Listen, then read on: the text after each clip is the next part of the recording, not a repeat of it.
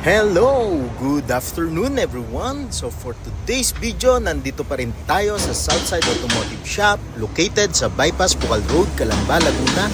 So for today's video, ipakita ko lang sa inyo. Bali dito, naikabit na natin yung isang trailing arm, na-reinforce na rin natin siya.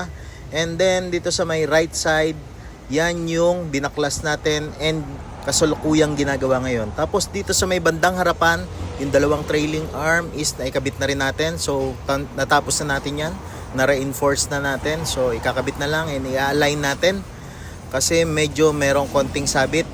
So eto, ayan, pakita ko sa inyo, naikabit na natin yan. I-align na lang natin at ayusin natin yung alignment ng kanyang gulong. Tapos eto, ipakita ko sa inyo yung i-reinforce natin na isang trailing arm. Ito ay dun sa rear right, kumbaga sa likod sa may bandang kanan. So i-reinforce natin to para at least mas matibay siya compared dun sa stock and mas magamit natin sa mga heavy trails. So bali ito si Ben Tolpu, nire-reinforce natin yung mga piyesa niya. So sa ngayon, yun lang po muna. Ingat tayong lahat and God bless us all po.